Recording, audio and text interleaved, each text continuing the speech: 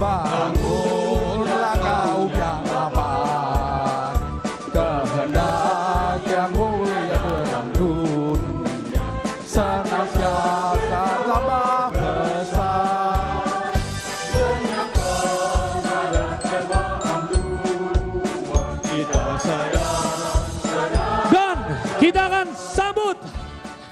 Baru saja kita mendengarkan pidato yang disampaikan oleh Presiden Prabowo Subianto.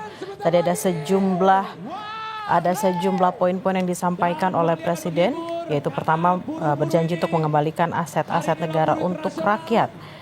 Kemudian juga ada hadiah yang tadi dikatakan oleh Presiden Prabowo untuk buruh, yaitu yang pertama adalah membentuk Dewan Kesejahteraan Buruh Nasional yang akan diisi oleh tokoh-tokoh Federasi Buruh, di mana tugasnya saudara memberi nasihat kepada Presiden terkait regulasi-regulasi yang berkaitan tentunya dengan buruh. Kemudian hadiah yang kedua akan membentuk satuan tugas PHK dengan tujuan agar buruh tidak di PHK seenaknya, dan apabila itu terjadi negara akan turun tangan. Lalu kemudian tadi Presiden mengatakan akan meloloskan RUU pekerja rumah tangga. Tadi mengatakan Wakil Ketua DPR Sufmi Dasko menyatakan akan dibahas minggu depan dan berjanji akan dibahas tidak lebih dari 3 bulan dengan jaminan akan segera selesai. Kemudian juga tadi dikatakan akan membahas UU pekerja laut yang tentunya akan segera dibahas untuk melindungi para pekerja-pekerja yang berada di laut. Tadi dikatakan bahwa Presiden mengatakan akan secepat-cepatnya menghapus outsourcing sambil tentunya harus tetap realistis untuk menjaga kepentingan-kepentingan dari investor agar investasi tetap bisa masuk ke Indonesia. Juga tadi mengatakan Presiden akan mengadakan pertemuan di Istana Bogor, akan mempertemukan 150 pimpinan buruh dengan 150 perusahaan untuk kemudian berdiskusi, berdialog apa saja poin-poin yang akan dibahas. Kita akan menunggu pertemuan tersebut. Lalu tadi juga Presiden mengatakan akan menjadikan Marsina sebagai pahlawan nasional dari kaum buruh, namun dengan catatan asal semua pimpinan buruh sepakat terkait dengan usulan ini. Juga yang terakhir tadi Presiden mengatakan akan mendukung undang-undang perampasan aset.